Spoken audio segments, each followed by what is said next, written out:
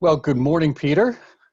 Thank you for coming to speak with us this morning at the Institute for Medic Studies.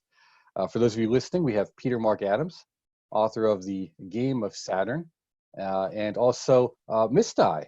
Am I pronouncing it correctly? Because it is Greek. Yeah, indeed. Hello, Mark. Thank you for inviting me on. Yeah, you have really kind of burst upon the scene, and I often refer to this as the Michael Jackson phenomena. You know, 30 years in becoming an overnight success. Yeah. And that's sort of like many of us. I had not really heard of you until your book, The Game of Saturn, came out. And I remember getting a call. I would meet with Jocelyn Godwin once a year, twice a year. We get together in upstate New York. He lives in Hamilton, and I'm about 2.5 hours from there. So we meet at a mutual place in Binghamton. And there at the Lost Dog Cafe, right after your book came out, we were sitting around the table looking at it and a tarot deck that I'd never really learned much about. And we were saying, wow, this is just a spectacular book. I mean, he has found the smoking gun in some ways to so many questions and ideas that have floated through both occult circles and academic studies of the occult for decades now. So kind of with that as a setup, I don't want to get ahead of ourselves, but maybe you could just tell us a little bit about yourself, how you got involved in this, and then we can jump into the meat of the interview. Yeah, I don't have a clear entry into other worlds. It's always kind of been around me. It's always been a part of what I experienced from my earliest years. And it was generally a fairly terrifying place, to be honest. But early on, I mean, 7 or 8 years old, I went out to East Africa. So I found myself in the pyramids and looking at the Tutankhamun treasures, you know. I grew up in East Africa. There's very different kind of culture and environment there. And came back to the UK. I was already in my teens. So I didn't feel as though I was integrated into any particular culture. But I always had this like other dimension stuff going on. It always had a kind of proximity to me. It found me out. I didn't have to go chase it, basically. I was like a long leash slowly being drawn in, you know. Most of the last 25 years, I would say, has been dedicated to energy work and healing work. And my speciality was breath work, of a variety of different breath works, let's say. And from there, stepping into the topic, so to speak, although I'd had this lifelong interest in tarot, the solar busker just came out of some distant field and caught me unawares. I'd never heard of this deck, and I don't know, it was around 2012 or so. I think the Brera Gallery purchased the actual cards from, I'm guessing, one of the descendants of that family. And the cards kind of came to a certain prominence within tarot circles. Certainly I noticed them at about that time. And I was so puzzled by the iconography deployed there. I mean, I had a fairly good sense of art and of the tarot's traditions and so on. And this thing was just so much out of left field. I couldn't leave it alone. And the more I looked at it, the more it started to fall into place, but from a very different iconographic perspective than I'd ever encountered before. It was one driven by ritual. And normally ritual doesn't feature in any art historical accounts. It's all about style and posture, gesture, but never about the context, the meaning of those things. And that's what I began to find within the solar busker. And slowly it unraveled. I mean, it took me 3 years working 7 days a week on it. pretty well 12, 15-hour days I was putting in.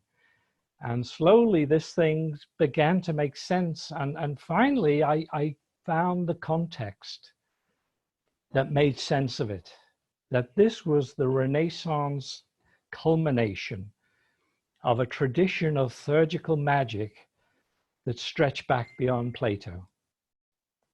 And that really is the essence of what became the Game of Saturn. You know, I have a great deal of experience in various esoteric practices. And, you know, when I read your book, I thought, okay, this makes sense. This fits in with a lot of knowledge I have of the area, some things people had mentioned to me. But the problem was, you would make statements in the book that I willingly admitted. I said, this is beyond my ability to comment on. I simply don't have sufficient knowledge of the classical period to be able to make an affirmative statement about what is being said here. I have to take it on faith that the author knows what he's talking about. Right. And what really swayed me, and again, was my conversation with, you know, Jocelyn Godwin. I mean, his specialty is the Renaissance. He's a well-known scholar. His translation of the Hypno-Oraromachia Polyphile, a text possibly even surpassing the complexity of the Solobusca in terms of its idiosyncrasy of language, specifically language, not symbolic language in writing, is considered spectacular. And we sat there, and he said, you know, he thought this was a spectacular work. Our board member, John White, who has his PhD in philosophy and is knowledgeable in classics, you've had correspondence with him. He wrote 3 extensive reviews, a very detailed review of the book that is on our website, our blog Vox Hermes, and we encourage people to read it. He said, well, you know, Peter's interpretation of some of the notions are a bit idiosyncratic, but they're not outside the realm. They fit. You know, so we could go after them, and if we wanted to, we could pick at them. But that's what we'd be doing. It is that you know, his impression, of course, as you've read the reviews, was that he thinks it is just a spectacular work. So I want our listeners to hear that and know that people who have authority, real knowledge of the subject matter, are giving it a tremendous amount of support, as compared to, and I don't want to spend much time on this, a lot of occultists I know who've read it, who, you know, would be a bit, they would be picky on it. You know, they wouldn't, and of course, they didn't have the background. I don't know what their agendas were. I don't know what their reasons were, but that's irrelevant. I just want folks to know that if they're reading something negative about these works, they really need to step back and look who's saying it, because the amount of overwhelming support from intellectual giants is just stunning. And I've never really seen that before. I would also add Dr. Nikita Siniosolu of the Hellenic Research Council of Athens. He's the world's leading expert on Platon and the persistence of essentially pagan traditions late in Byzantine Renaissance period. So he was very positive about it. I think if there was one, if I could draw one thread from the few experts who've looked at it, that they had a real question mark about, is whether I provided sufficient evidence to demonstrate a functioning brotherhood. That seems to, I don't insist on that, by the way. It seemed to be kind of implied by the continuity of these ideas. Because, I mean, the deck itself appears to have been designed half a century after Platon's sojourn in Ferrara and Florence.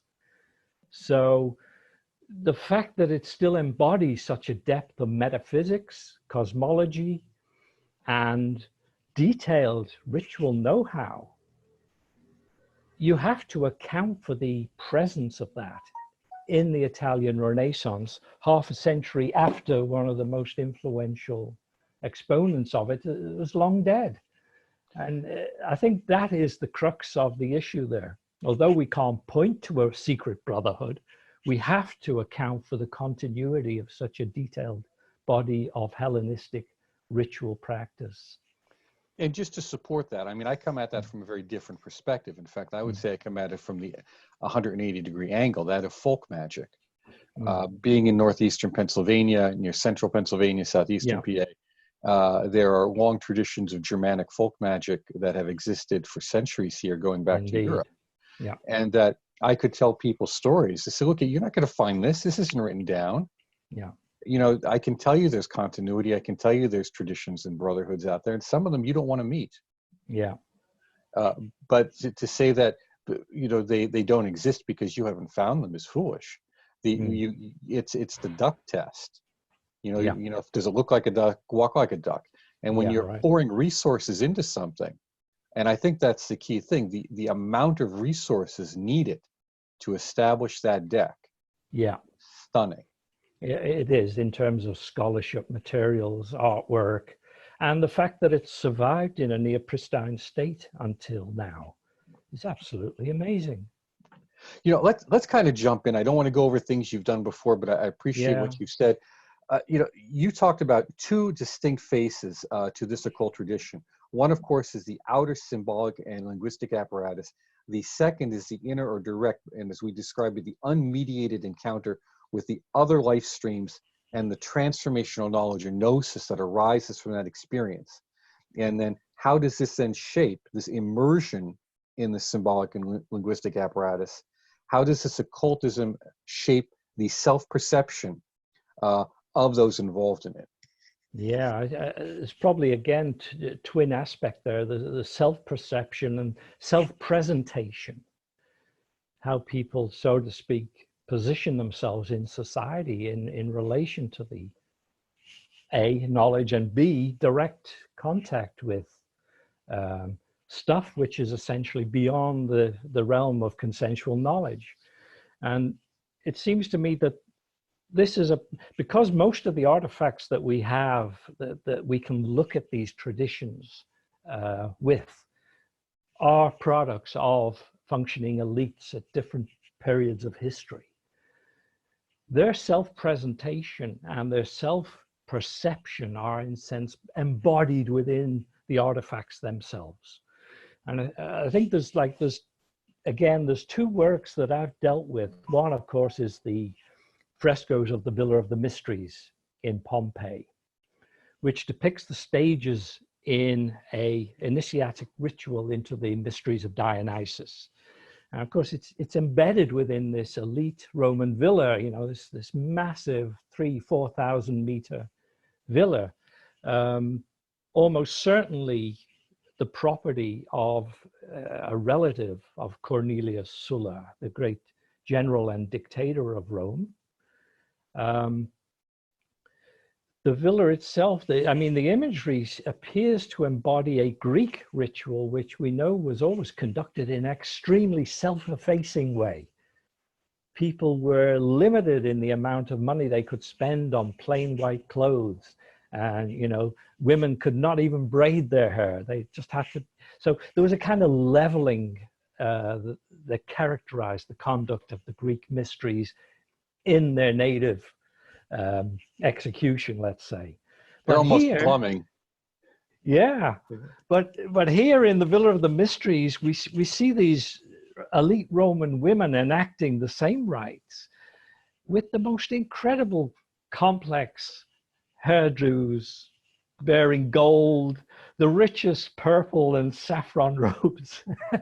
And again, that leads me to ask, you know, should the spiritual experience be one of self-effacement, or is it the spiritual pride, so to speak, the emulating the deity? It's almost like you have two models that should theoretically lead you to the same place. When you mention this, how the activities then are reflected in the culture of the elites, two ideas come to mind. One is the notion of self in the spiritual sense, and how one does assumption of the God form, as it's called in modern terminology in Golden Dawn, where one takes on the notion of being the deity. to have overcome one's limited self-notions.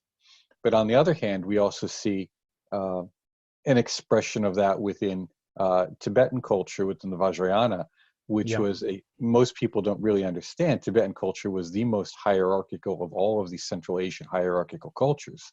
And it was an extremely militant culture. And that the whole framework of the Vajrayana is, maybe the best way we can describe it would be kind of like a example of what Egypt would have been if it continued. Yes, yeah, indeed, yeah. Where you have this notion of the hierarchy of heaven being enacted on earth.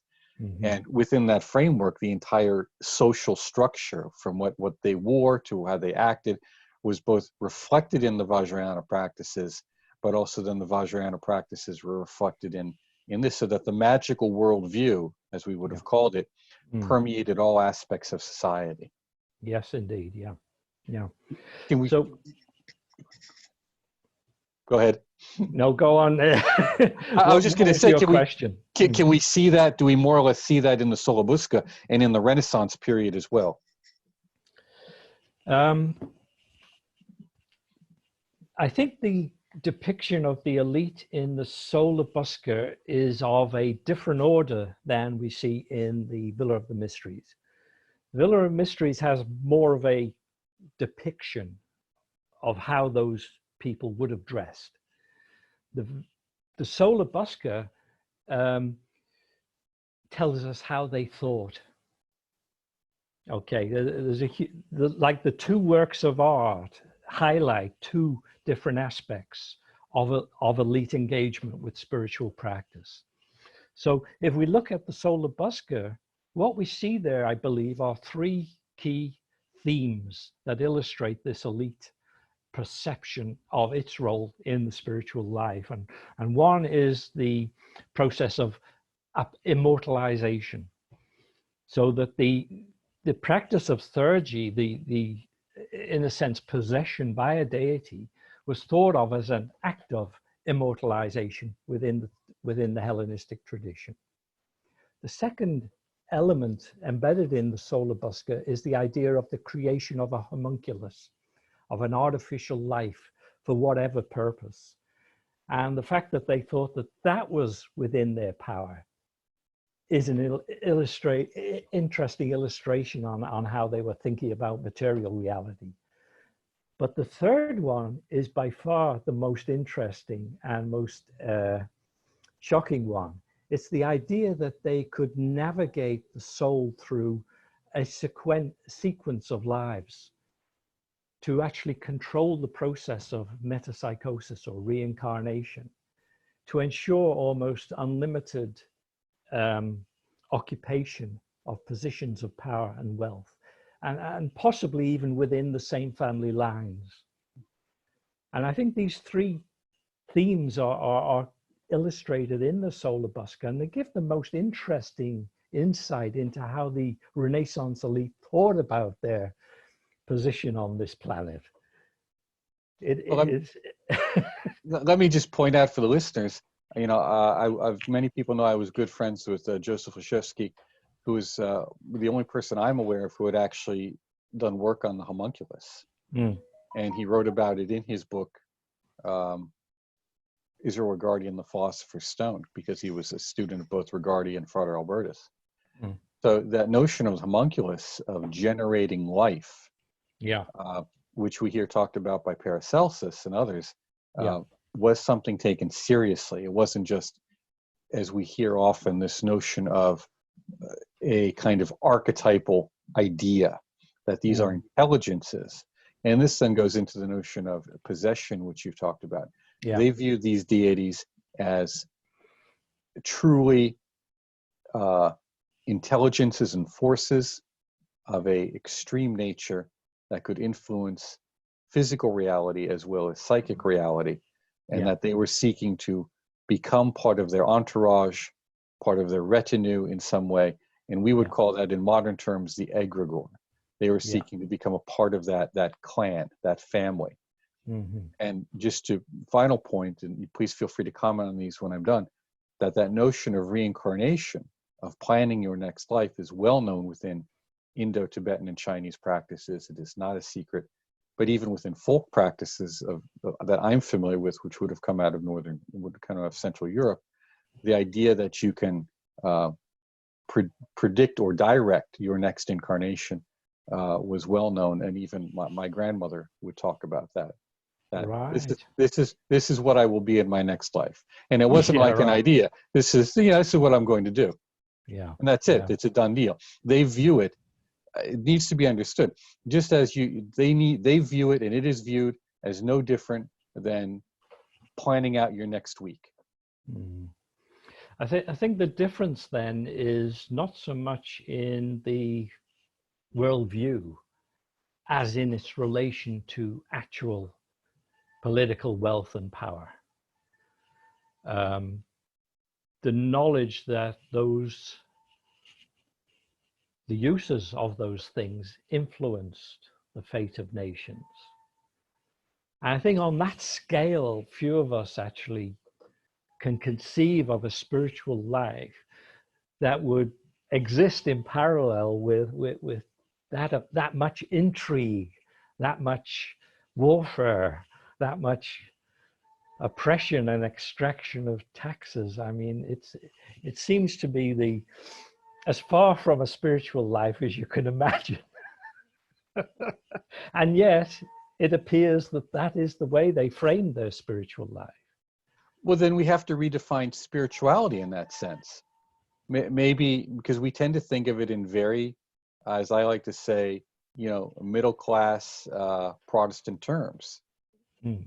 And they viewed spirituality very differently. In fact, going back to Vajrayana, there's a series of practices involving Gesar of Lin, the great general and conqueror. Mm. And I asked Swami Lama, because I received those empowerments, I said to him, what is the purpose of these empowerments? And he goes, that's so that you could be a good leader. Right. He says, if you're in a leadership position or in political office, that's the practice for you. We don't think of spiritual practices in those terms today. So maybe you could elaborate on this within the context of both the Renaissance and the classical period for our listeners. Well, I think going back to Plato, there's a very clear sense that he felt that these cycles of metempsychosis, the people who come to power, were in a sense destined to do so. But he made a clear distinction between, I suppose you would say, good leaders and tyrannies. And his idea was that tyrannies arose when people in previous lives had been affected by wealth and power and desired them in their own right rather than as part of a service. So the great hinge, I think, in terms of Platonic thought is this issue of service. And I think we'll see this echoed forward because it's a kind of natural distinction when we come to consider the relationship between spirituality and day-to-day life. There's the life which is self-serving, and there's the life which is dedicated to some form of service. And the key thing in the Renaissance, and I think this is probably what most scholars have missed up to now, is the fact that the Sola Busca itself, based on Byzantine thought and metaphysics, was 100% an extension of Plato. It was not a reinvention of it. It was certainly not a major elaboration. It was an exegesis of what was already in Plato's dialogues. So that has come in a very pure form because it was an integral part of the Byzantine worldview. Anyone who wished to have even a fairly modest position within the Byzantine hierarchy would have to be excelling at several years of Hellenistic cultural education. So it was kind of baked into their elite. It's not surprising, therefore, that when we have this transmission of ideas and metaphysics from Byzantium to Italy in the Renaissance, that these ideas are not at the heart of it. And I think they chime naturally with anyone who finds themselves in a leadership position. So what we end up with is looking at history through what lens? That's the question. The lens of, say, Marxist thought or another economic model only gives us a very partial view about the way in which power was actually deployed. Machiavelli gives us another perspective on it. But what I do see amongst most of the elite leadership, for instance, Ercole d'Este of Ferrara, under whom this deck was designed and manufactured, and who was thought of as a necromancer, he spent most of his years in the saddle. I mean, the years he could sit in the castle at home were very few and far between. It's almost 30 years of almost constant warfare. And, you know, he's trying to fend off the Venetians, the Milanese. He's trying to fend off the various members of his family who are trying to assassinate him. So although we see this extraordinary concentration of wealth and an equally extraordinary outpouring of art with these families, it's not as though they were ever in a comfortable position. I mean, it was like day to day, week to week, to stay alive. And not just to stay alive, you have to bring in sufficient wealth to keep these extended families, the servants, the army, the merchants. It was an entire economic system resting pretty well on their shoulders. So, I think there's 2 points there, just to give listeners some reference points. yeah, You know, it's like when you, just a modern example, when you speak about the Second World War, you know, when you speak to someone, you know, when did it begin? And often, okay, I'll hear, well, 1941. Well, no, it didn't begin in 1941. And some will say, well, 1939. No, it didn't begin in 1939.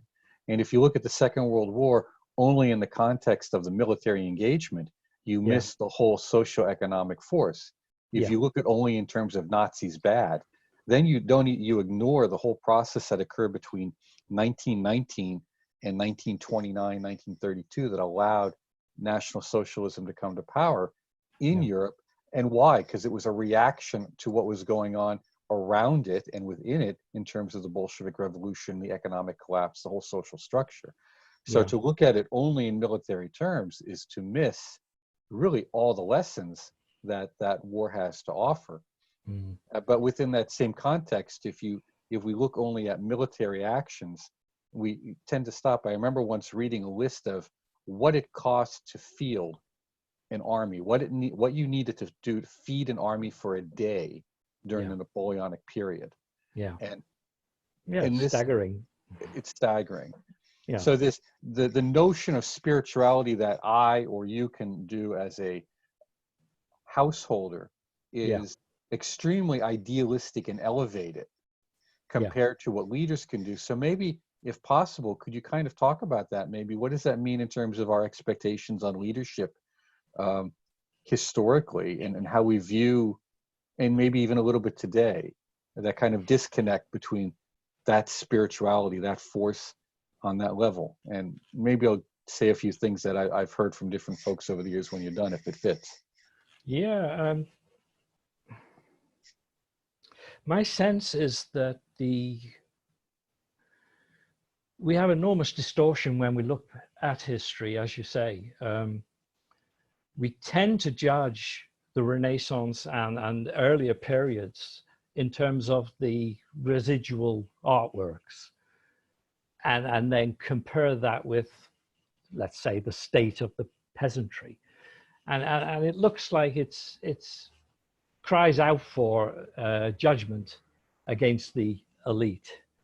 But I say the thing was far more interwoven, far more tightly woven together than that kind of perception makes realistic.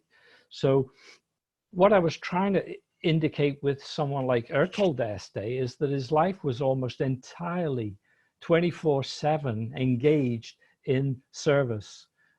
It was not until he pretty well retired and couldn't ride a horse anymore that he kind of was able to listen to the choir that he built up in Ferrara.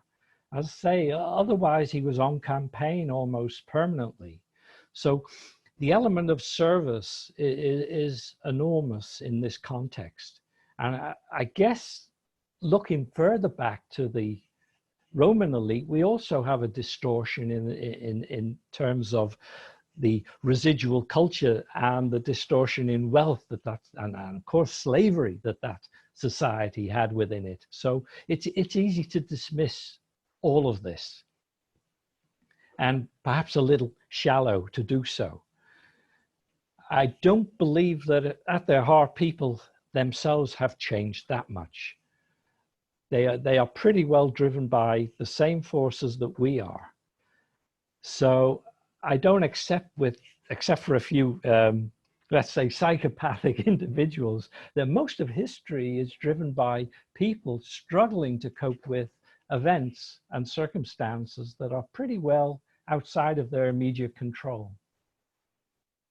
And that's what drives us to the path. And I've stated, everyone likes to believe they came to spirituality with good intentions, but that's a modern lie that people tell themselves. I won't even use the word myth. It's an outright lie. People only come to spirituality when they have been beaten down so much by everything else that they have no other choice. It's kind of like what Mike Tyson said about boxing. It's what you do when you have no other options.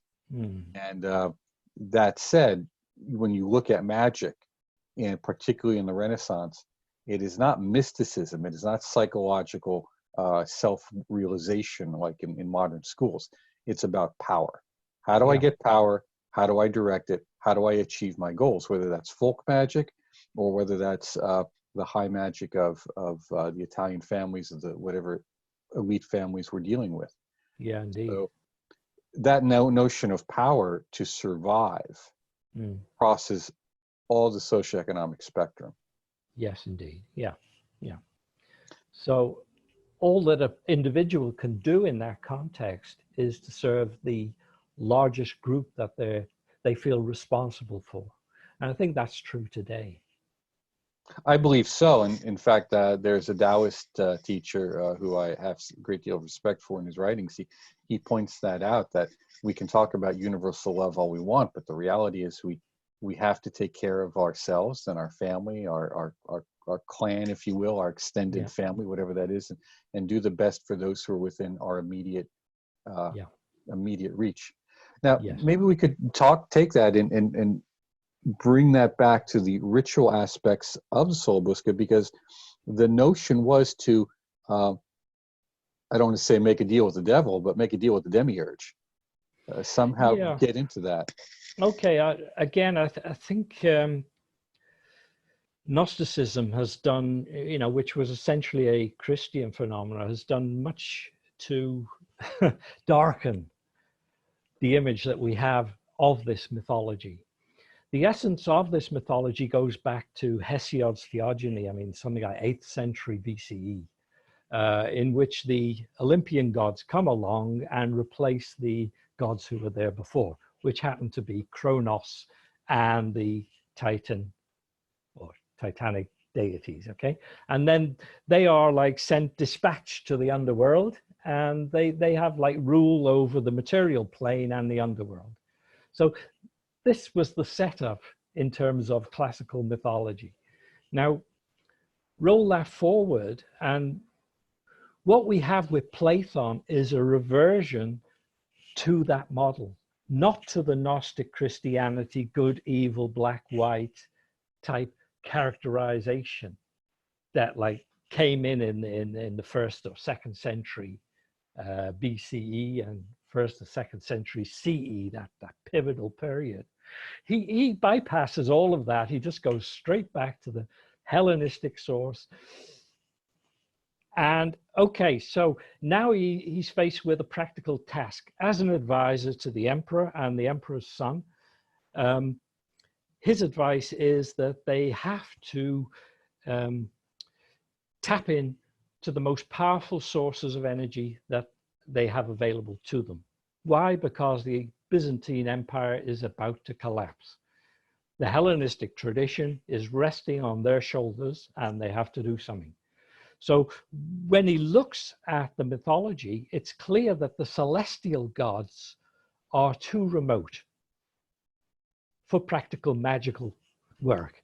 So he turns to the gods who actually are in control of the material plane. And who are they? It's Kronos and the Titans again. So the game of Saturn, Kronos Saturn, is the deity he turns to for ritual magic because he's the natural authority on this plane. And this is quite far removed from any concept of evil or good and evil. It has no connection with that whatsoever. In fact, Platon says the gods of their nature are pure.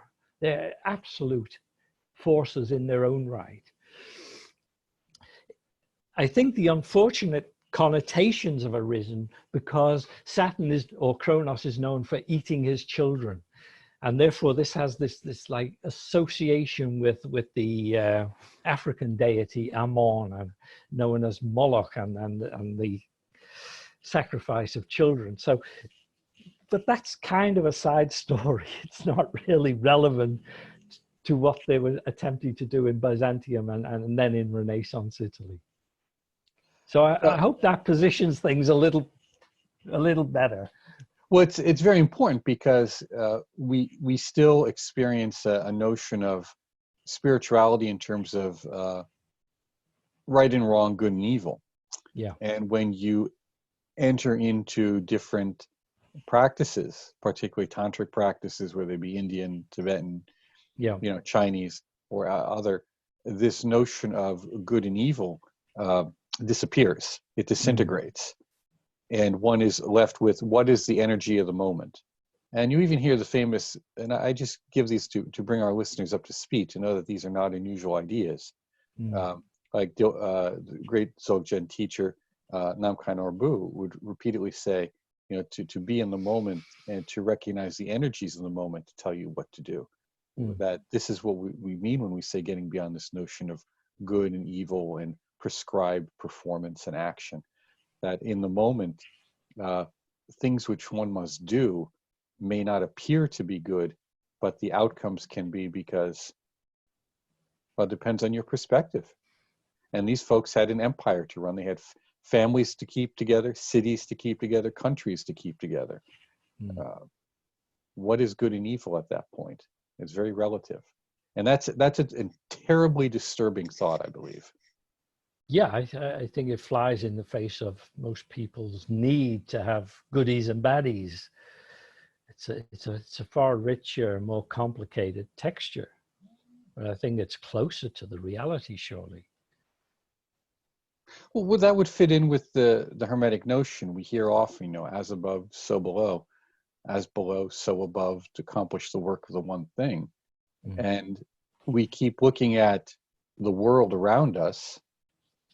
I know I say we, I mean contemporary spirituality and the groups that fall in that. And we don't take the invisible world into account as, well, this world came from that world, if we take that seriously. So that means within the invisible, all of these forces which we see enacting around us with all their greatness, all their power, all their violence, all their vices, all their virtues, that's existing on an even more potent level in the invisible. And this kind of goes back to what you said earlier, as when you were a child, that you had these encounters and they were often terrifying. I'm reminded of two things, and that is, one is within the Tibetan tradition, Shenpen Rinpoche's discussion of the Dharmapalas, or the guardians, and he said they were terrifying as a child. He had no friends because they could see them. They could see these invisible beings. And and it was horror. They were horrifying. But even within that same context, an interview I just did with a friend, David Burnett, who was a grand treasurer for the Rosicrucian Order AMWORK back in the early 90s. And I said, what did we learn? And he said, well, one of the things we did is we were very good at preparing people to have experiences. We were exceptionally good at that. One of the things we weren't very good at was preparing them for what they might encounter. Or what they might. Maybe you could go in that direction for a little bit with us. Well, it's a bit of a tangent, but I'm reminded of the work of Jacques Vallee, and one of the reasons for that is that he very much looked at this intersection of broadly spiritual experiences and high strangeness. So it's like, you know, once you peel back the dogma, you know, whether it's angels and saints and demons or whatever, what you actually encounter on the other side is of an order of strangeness that defies rational bookkeeping, let's say. It has a capacity to upset categories, to revise moral systems, to simply shock and amaze. So that at the end of the day, you're kind of in the position where any of our spiritual and magical systems are like a very, very loose net thrown over a tiny portion of reality. And that if you get it wrong, so to speak, you suddenly find stuff in your net, which is perhaps not very comfortable seeing there, you know, it's perhaps a little too big for that net. And just on a personal note, I've often said that when I was working on the solar busker intensely, certain energy came to me of such a power, and I was literally paralyzed for 3 or 4 days. It was like, you know, the draconian force in all its force came down, and it was simply too much for me to function through easily. That happened on a few occasions. So what is actually going on the other side is beyond description. And all we have are these loose kind of metaphoric systems to, you know, it's a bit like the old metaphor of the elephant, you know, it depends on which part you have hold of at which time. But it is certainly not the thing itself, which is really far out. High strangeness is an excellent way of expressing the rich, infinite variety of other worlds around us, other dimensions. Well, that statement which you make about as you focus your attention on it, you were just studying it. There was no real desire on your part, if I understand correctly, to activate these energies. That Yeah, this activation came through your focusing your mind upon it. It's a natural response when we put our mind in any direction that we charge that. And I remember discussing this with Leszewski, and who is known for his evocation, his goetic evocations. And he said, well, you know, remember, as soon as you put your mind in that direction, even before you begin the ritual, you know, they are aware of your intention. Yeah, absolutely. Yeah. And just going with that framework, the same was said in, who was it? That wonderful author wrote the book, The Dictionary of Angels. Oh, I don't know it. Oh, it's a wonderful book. He said in the introduction, he talked about all of the strange things that occurred when he was researching it. He said, I was bedeviled by angels. You know? Bedeviled. Yeah. So they would occur, all this high strangeness was occurring around him. Maybe you could give us an example. I mean, were there anything else that occurred to you when you were researching this that maybe just as either for titillation or as warning for folks who'd like to work with the deck? Like I've heard, because I have heard people saying they use the deck for divination. I've never worked out a set of divinatory meanings for the cards, by the way. I so much see them through the lens of my own research now that, you know, I've never even attempted it, to be honest. In terms of the presence, I would say it is the draconian current. It is like a form of kundalini, or let's say the kundalini responds to it. And as most people know who wish to develop that force, a great deal of caution is required. It very quickly gets out of hand if you're successful. And it certainly is sufficient to overwhelm almost any defense you can imagine. You know, it is an autonomous mirroring effect So that if you think of it as a draconian current which energizes your own current in response, you are on the sidelines. You're a passenger. I don't think there's a mechanism to control this. There are many mechanisms to release it, better to say. But having done so, it's like you're on the ride. It isn't going to stop till the end. And not all the endings are happy. Well, that's that famous quote. Wasn't it from one of Lovecraft's writings? Don't call up what you can't put back. Yeah, right. This is certainly one of those things that you can't put back. What I think was happening with the development of the understanding of the cards was I was being fed. And I was being fed in the most diverse ways with ideas and references. For instance, one day, and this was totally out of the blue, my wife came to me and she says, they're telling me Elohim. And she kept all day long, she kept coming to me and saying, Elohim, you have to check this. They're telling me again and again, check Elohim. I was thinking, Elohim? No, can't be right, you know? And they kind of dismissed it. And it was some days later, I was just looking through Athenagoras, you know, in the early chapters of his book, he preserves lots of nuggets from old philosophers who, you know, we don't have their works anymore. And there it was, I couldn't believe it, this Hellenistic philosopher. And it's just like 2 or 3 lines in Athenagoras, and he quotes it and it says, Elos is another name for Saturn, and the followers of Saturn are known as the Elohim.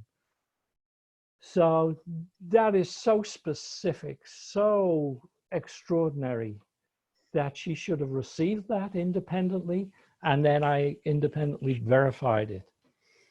You know, so there was so much going on around the research and writing of this book, much of which didn't happen on a material plane. It was, this was almost a channeled text, to be honest. Well, within that framework, there's, you know, again, going back to some context that our listeners may have, you know, there's different notions of revealed teachings, some which are within tradition, others which are not. Yeah. But those things which are in tradition, what we often find is those people who I've spoken to or are familiar with this, one is they're very quiet about it. They don't talk about the process. 2, when they do talk about the process, and this is why we're having this interview and we're having these kinds of recordings to go out on the edge that is often ignored in other areas, is they describe it exactly the way you did, that it is something which then becomes verifiable. Yeah. It's a direction, it's pointing you in a direction. It may even be a full-blown revelation. You may have the full thing laid out for you from beginning to end, but somewhere along the line, as you're moving through, as you're writing it or creating it or bringing it to fruition, these ideas are verified a great deal of the time. Yeah. And that brings to it a certain vitality or life and a conviction. Yeah. Now, I'll just share this with you because it's contextual. Otherwise, I wouldn't be sharing it at all. I had a very fascinating dream very early this morning, and it was a lucid dream. And now, because it was a lucid dream, I know it was important. It wasn't just stuff coming up from my unconscious, you know, floating through. And I thought as it was happening, I said, well, this is really funny. And I bet this has to do with the interview later today. Now, bear in mind, I am asleep. And all it was is I'm with 2 friends, and the one draws an Ouroboros, and it was very intricate. It was very nice. And I said to him, geez, I hate you guys. You draw such perfect circles. Yeah. Now, I don't know what the meaning of it is, and I'm not going to pretend to. Yeah, right. But it was kind of like, you know, we're both laughing at it. We can just leave it at that. Yeah. It clearly was indicating something, but it was, again, the Ouroboros. And that is the symbol of time and eternity. Yeah. And when we talk about Saturn, we're talking about that junction point of time and eternity, where things, it's the alpha and the omega. It's the beginning and the end. Yeah. And in Vajrayana terms, you'd probably say it's the Kala chakra. Yeah. Yeah. Do you see anything within the context of Renaissance magic or the Solobusca that is particularly applicable today to what we're seeing around us? Because within that context of Kala chakra and all of that. Okay, I mean, what I touched on a little bit earlier, the stepping beyond this black-white Christian Gnosticism to appreciate this range of deities and forces. Some of them are celestial, some of them are chthonic, so to speak. None of it is intrinsically evil. It just is itself. It's refulgent energy. It is intention, and it is the capacity for extraordinary action. So what I see embedded in the Solobusca is the intent to reach out to and allow those presences to illuminate the lower persona.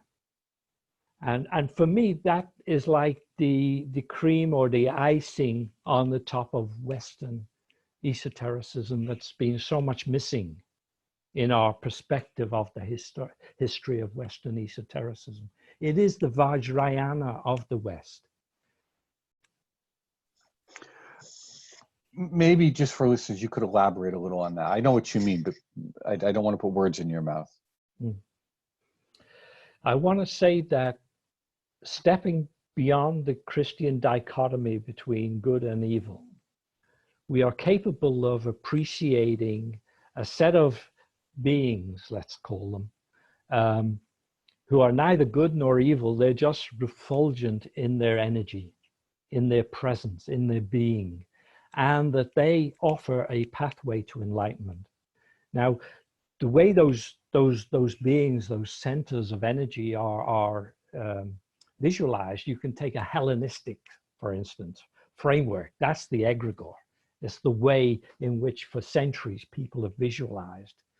But beyond the egregore is the source of the energy itself. And its intentionality is that of a pure enlightenment.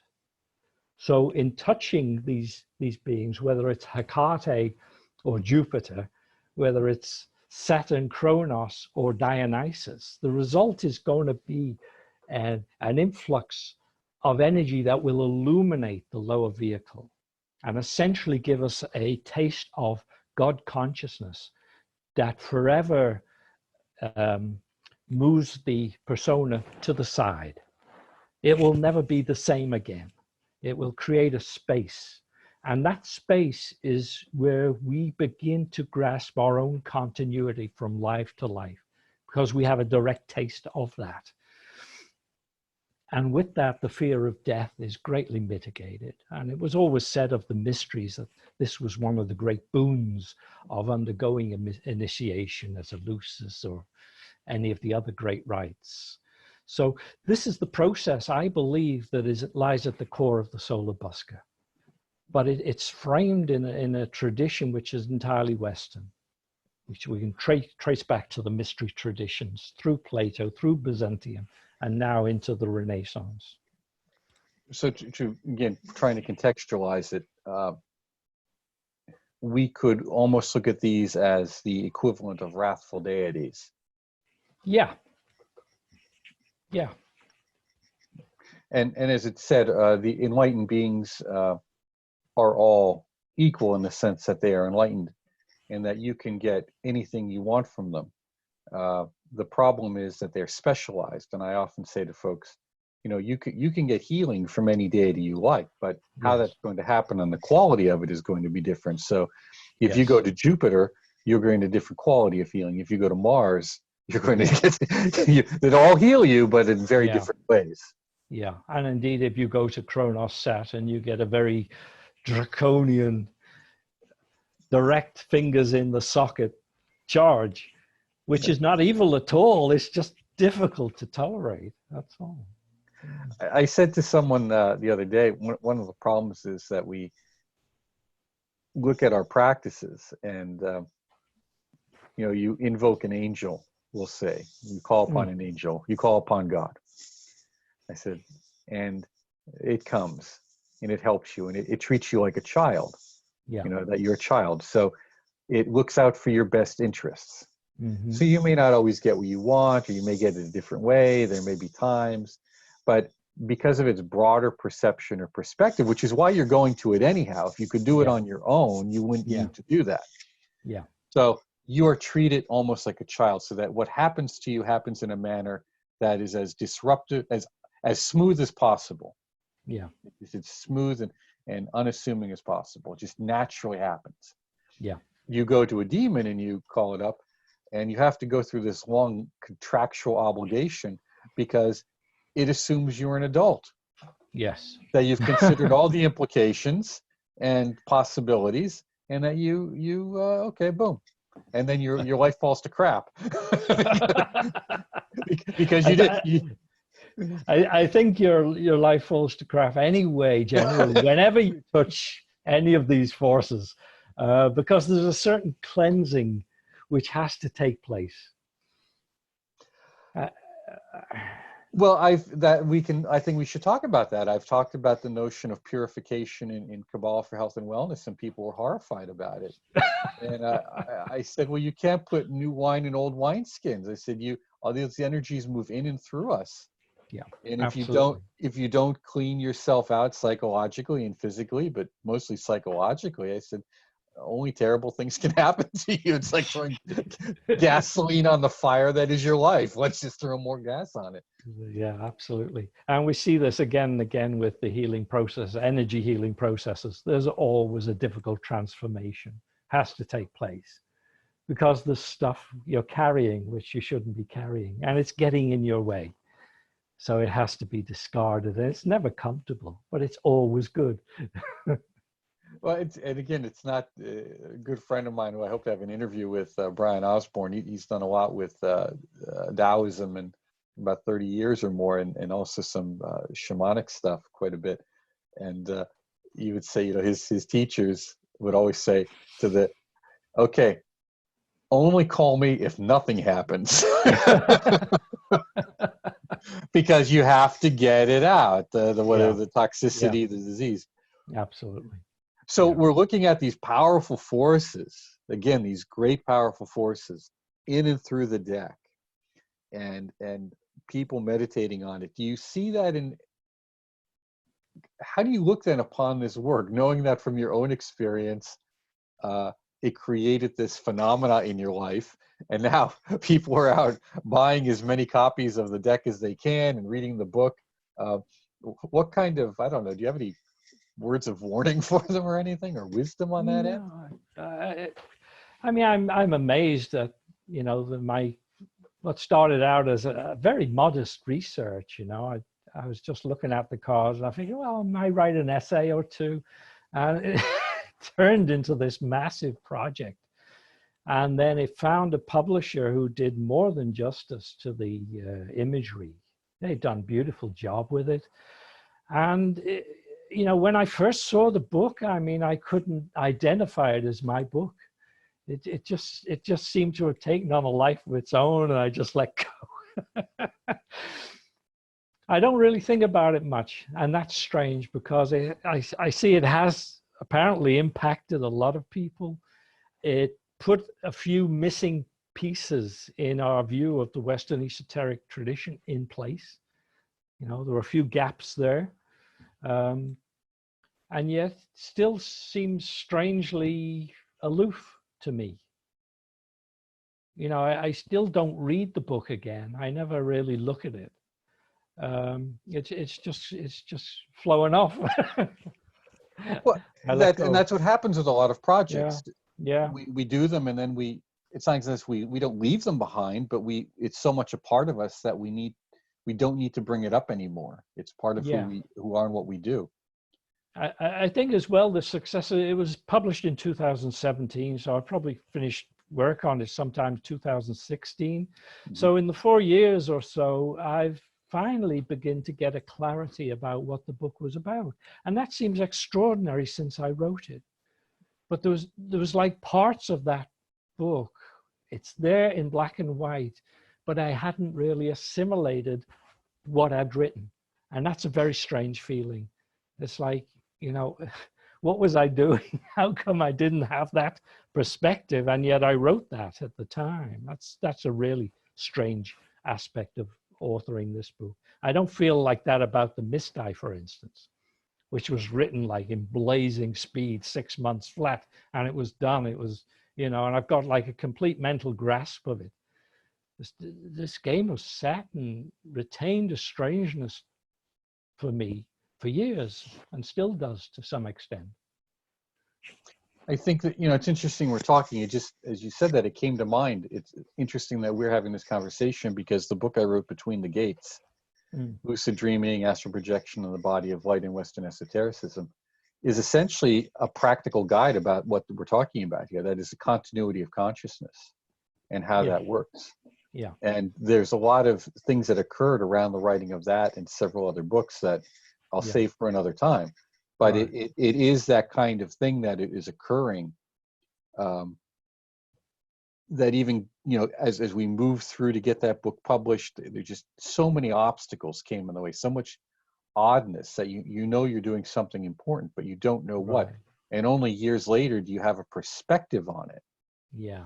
And in some strange way, it's tying into exactly what we're talking about right now. These were not unusual ideas. They were not exclusive to, we'll call Oriental occultism, to use maybe an archaic term, that they were definitely a part of the Western occult and the occult elites. And these elites and these elite families, but also to some degree the folk traditions. That we have control over our destiny. It's just a matter of how we choose to do that. And it may not always be, when I say control, it may not be complete, but we have some control over the choices, maybe in the directions we'll take. Yeah, I think there's a big part of it is opening yourself to do these things. I went into this without an academic background. The book is not an academic book, actually. I think people have been puzzled because it's scholarly, certainly well referenced, but it's not written as an academic work at all. I don't have that background. I was new to the solar busker and indeed to Renaissance art and Renaissance history. So it was like stepping off into a blank space. I had no reassurance that I had command of any part of the territory I was entering, but I did it anyway. And perhaps that's why it turned out well. But that's what occultism, spirituality, any self-development is about. It's about taking the risk, having some openness and confidence that we can achieve the goal. Yeah. And those goals can be massive, whether it's starting a company, running for office, defending a country, or they can be more personal in terms of achieving a project, writing a book, and suddenly realizing that what we thought was just a personal research project is now a massive influence in people's lives. Yeah, yeah. The impactful nature of the book is extraordinary. Yeah. When you wrote about the continuity within these families, did you hear from anyone afterwards?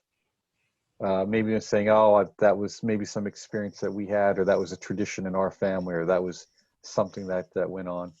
No, there was like a deafening silence within the community. Certainly the tarot community ignores the book completely. Why is that? I think it was just too challenging. There's like a consensus that's built up that all this stuff about an esoteric tarot is an 18th, 19th century fabrication. And therefore it's absurd to posit an esoteric content in a Renaissance tarot deck. It just doesn't make sense. They're obviously just gaming decks. And then there's people who spent 15, 20 years trying to decipher the solar busker, and I don't think they were pleased at all that I kind of snatched their game away. You know, so yeah, it's basically just this silence, but generally ritualists, I would say, have responded well to it. You know, they got it. They say, oh yeah, see what you're saying there. They see how that would work. And for those people, I think it's been an interesting supplement, let's say, to the background, because so much of the ritual work was around the Goetia, of course. Mm-hmm. You know, and this is like a meta system on top of the Goetia. I say it's like the West Vajrayana, if you like. Yeah. And again, dealing with these very dynamic and powerful forces that have a direct,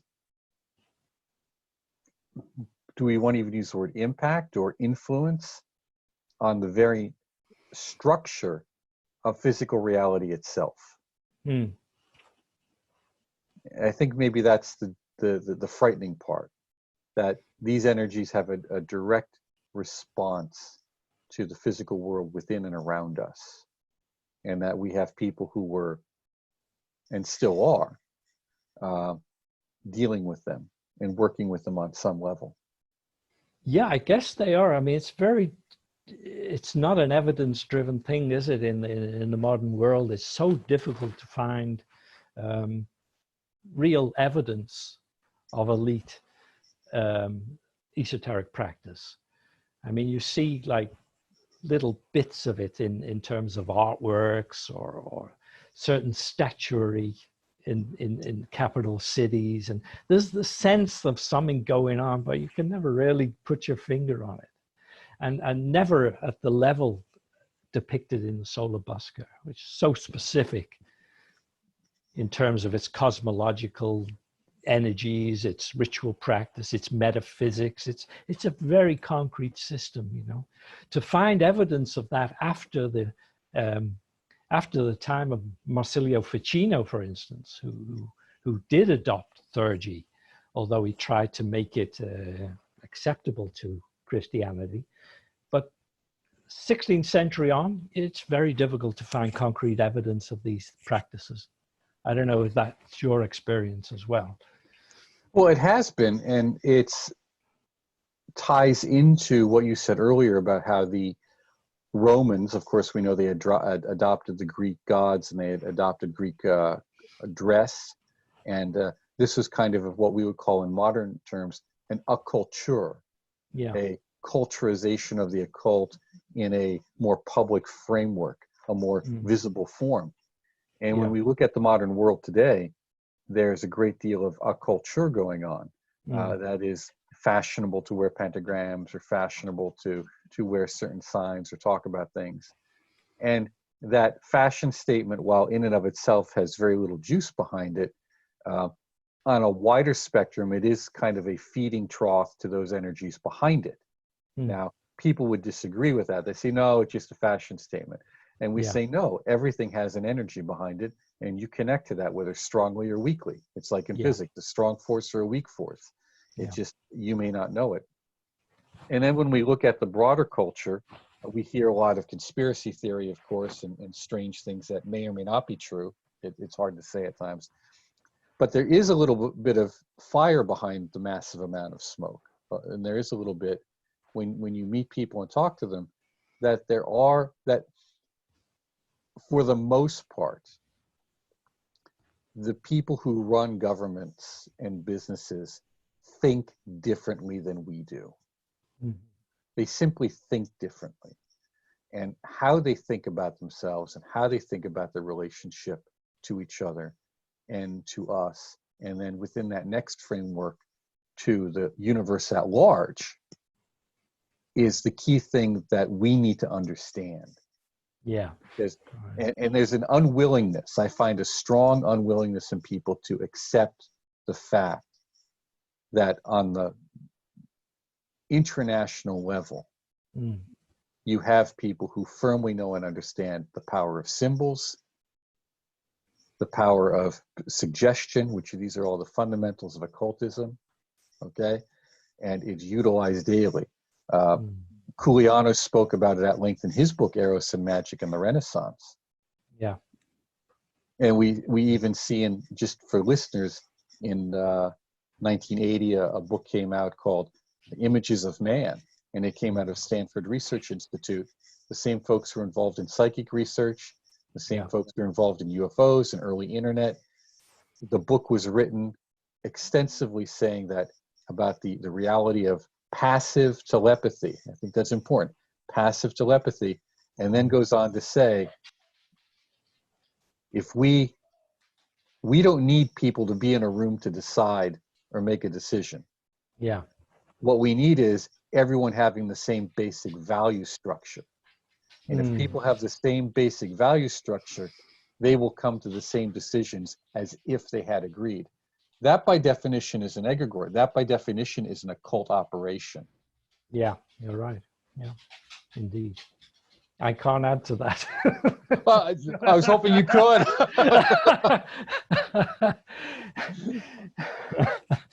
No, in a far more limited sense, I mean, that manipulation or propaganda has been a defining characteristic since certainly the First World War saw the first large-scale deployment of propaganda means and mechanisms to set a population's agenda, what it believed, what its thought reality was. The intervening centuries, though, of between the 15th and the 20th, it's far harder to see those operations in place. You know, it's like you have Masonry with its common symbolic language, and certainly affecting elite sectors of society. You know, I suppose that is a kind of stepping stone through the 18th century into the 19th. And the membership of those Masonic lodges in those centuries were elite members, although it's democratized now. It's a different game now in many ways, I guess.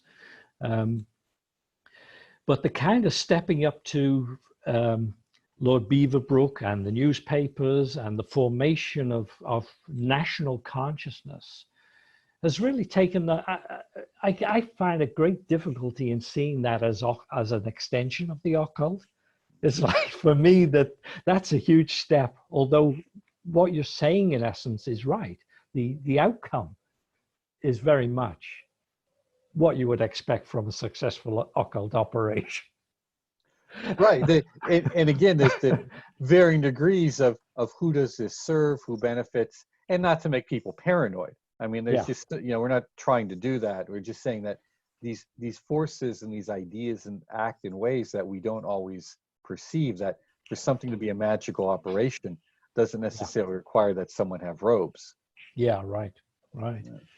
But living in different parts of the world, you very much become aware of these worldviews and how they condition populations to respond in a particular way.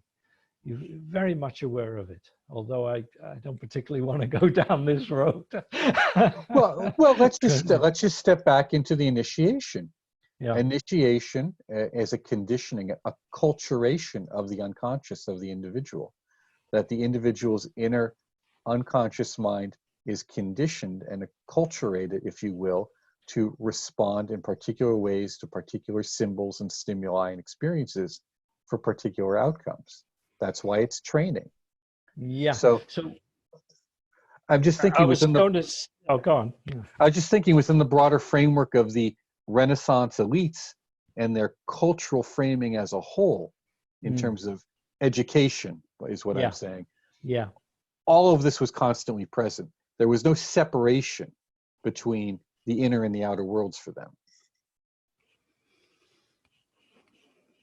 I think it's interesting in the perspective of, for instance, the d'Este family of Ferrara, who created this deck. Because on a simplistic or overt layer, they very much characterized themselves around the mythos of the Knights of the Round Table, for instance. They even had a round table made, and members of the family were named after famous knights from that mythos. On a deeper level, though, they had a mythos that traced the familial descent back to Rome and from Rome back to Troy. Now, this is a bit more curious, a bit stranger, and you have to ask yourself, why was Troy such a, I don't know, significant feature of their mental and intellectual life? Partly because of Virgil's Aeneid on the literary level. But there was something that struck me as very odd because, for instance, in Strabo's Geographia, he describes the area around Troy as the land of the Ophiogeneus, the serpent-born, and as the serpent tribe, a place of the serpent tribe, the Azoetia. And it suddenly struck me again that this reference to the draconian or serpent current existed also within these elite families.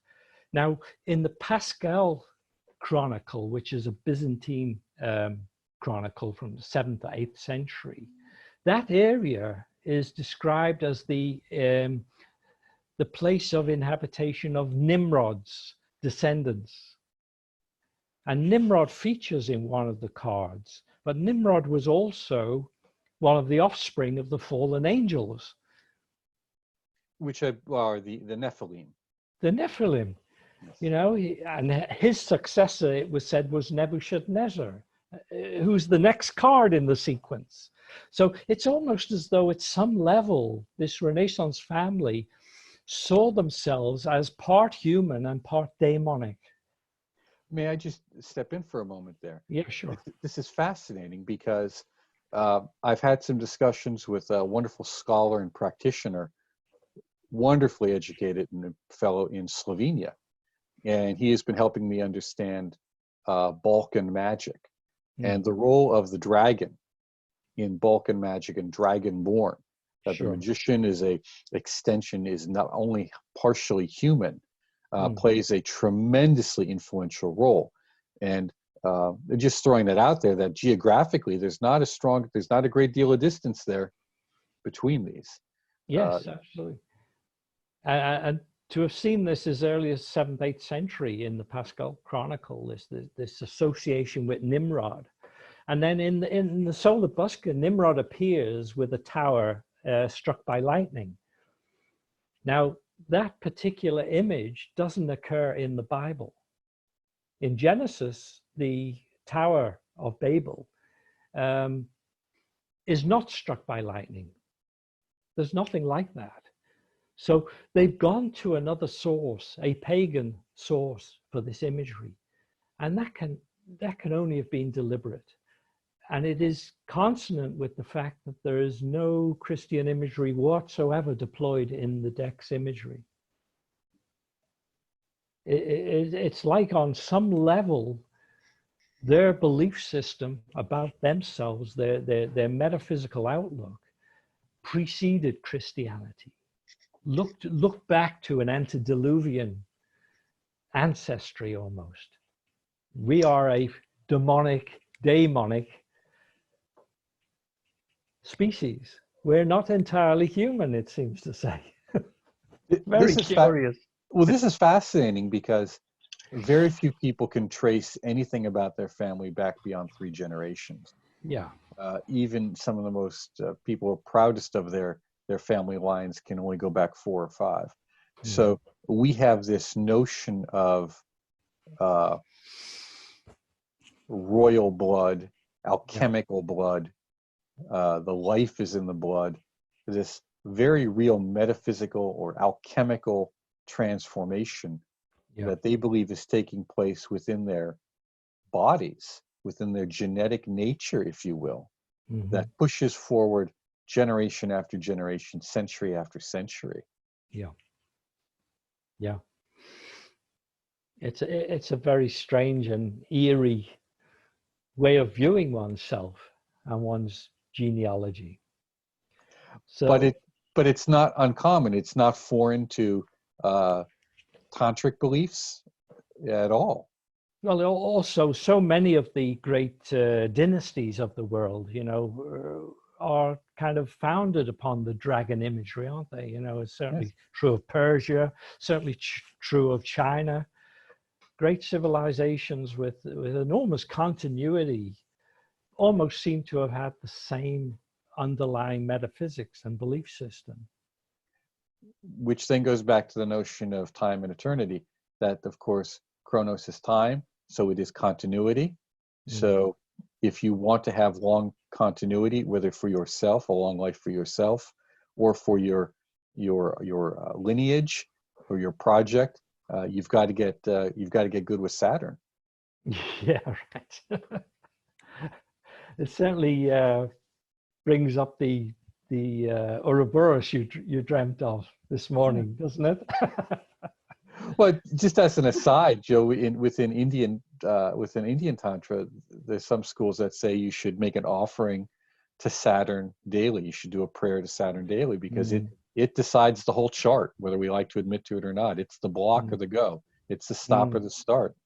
And recent events, I said, if you look at what's happened to us with this whole coronavirus, I said, it's like we've been mugged by Saturn. Everything just came to a dead stop. Yeah, right. It was interesting that Marsilio Ficino in the Renaissance said that, what are we about? We are bringing back the age of Saturn.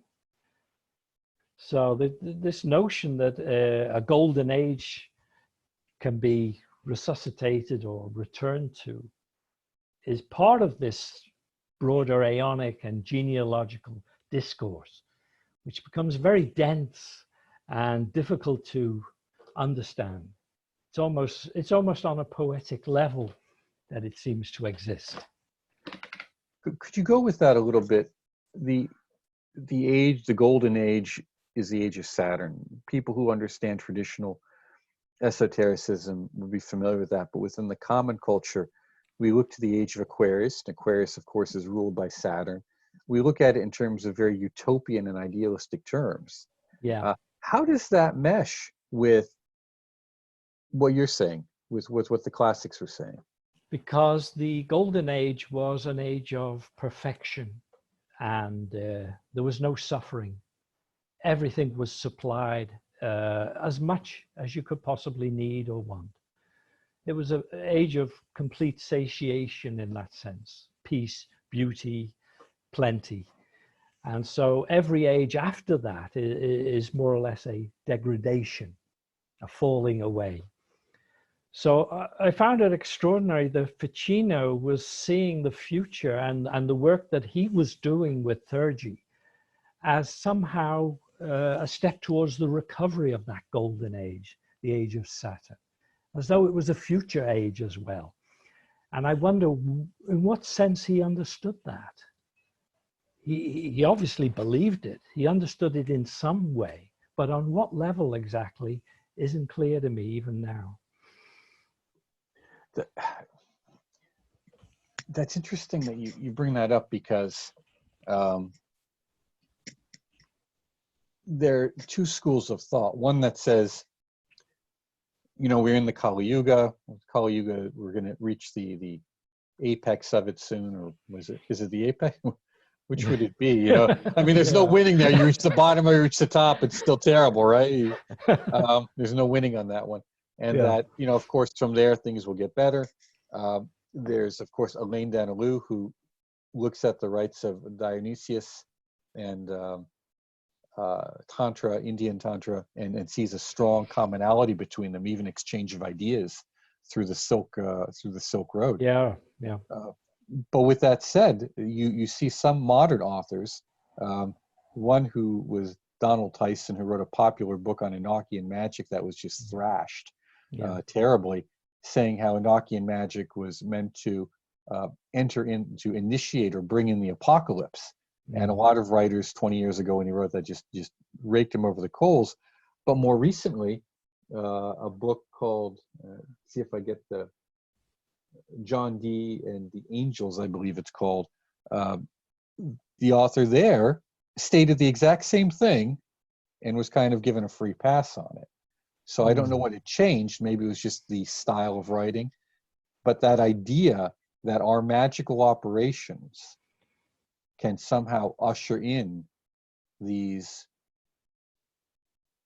social, I hesitate to use that word, but we'll say historical, maybe broader historical changes Mm. is a critical one to grasp if we're to understand elite magic.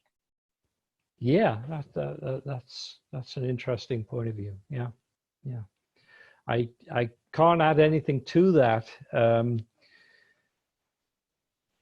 but it feels to me as though the types of operation depicted in the Solar Busker would point towards some form of cultural and societal transformation as an outcome, as a potential outcome of such operations.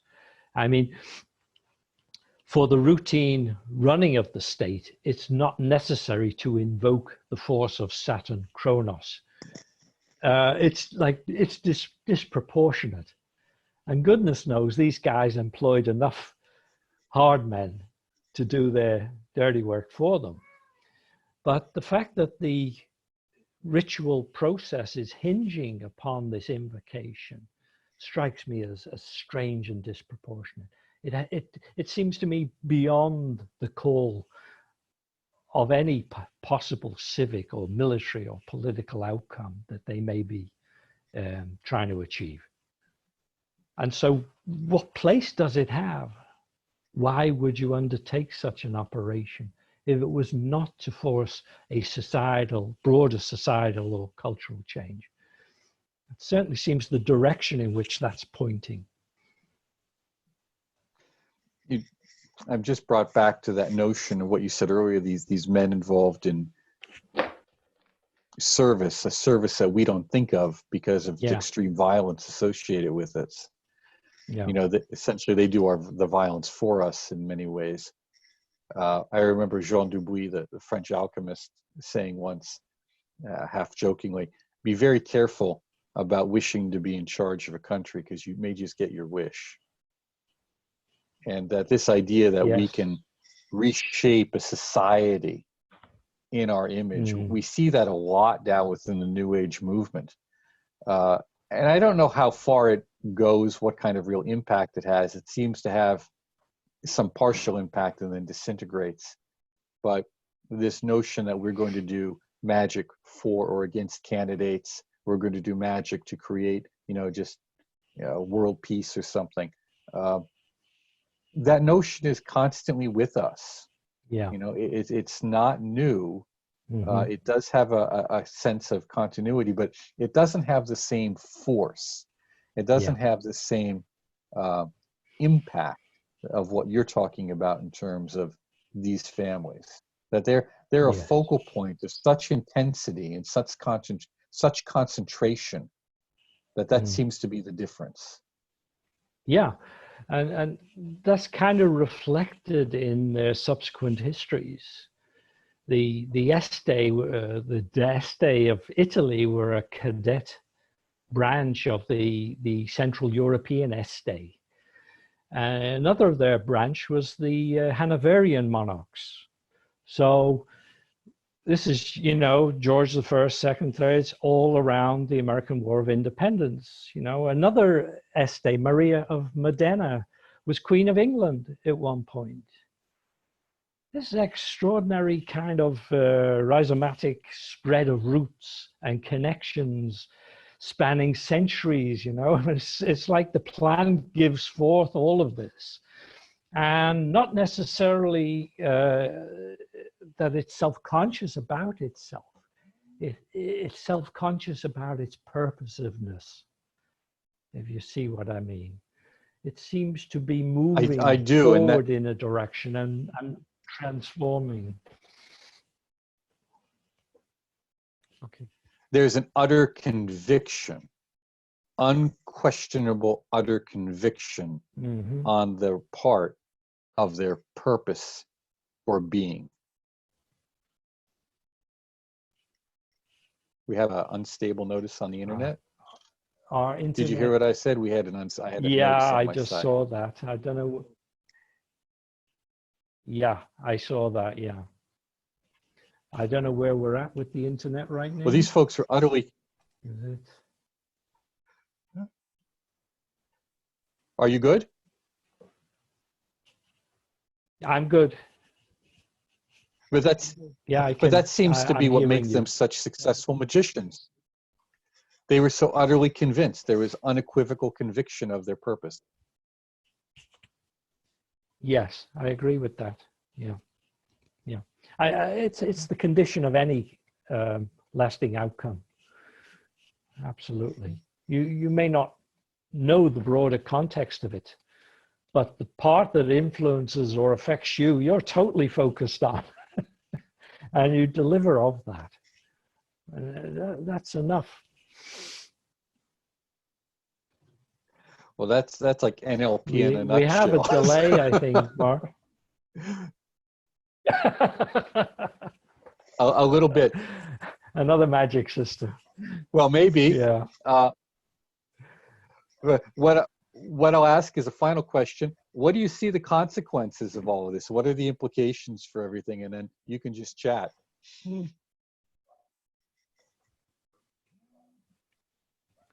Of the book, I don't know how it's And going to the transform or affect others. That's the strange thing. Sorry? Say again?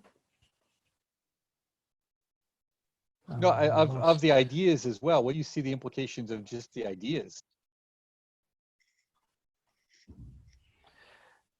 I think that this highlighting of this higher form of theurgic ritual, the focus that it brought to that, and the fact that it pushed it into an area beyond good and evil, beyond this Christianizing Gnosticism, and that it placed it in a very, very pagan and accessible context.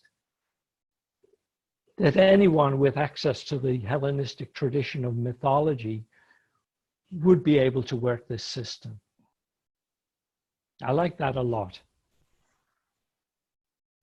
This is a workable system. Well, then that leads me to my, recovered, so to speak. well, that leads me to my next question. What then would you see as, with your looking back at history, looking at the time now and looking forward, what would you see as the greatest possibilities as well as obstacles to practitioners on a spiritual path at this moment? I think distraction has become so much a part of our daily diets. The cliche of communication overload, the fact that so much rich information is accessible at your fingertips 24/7.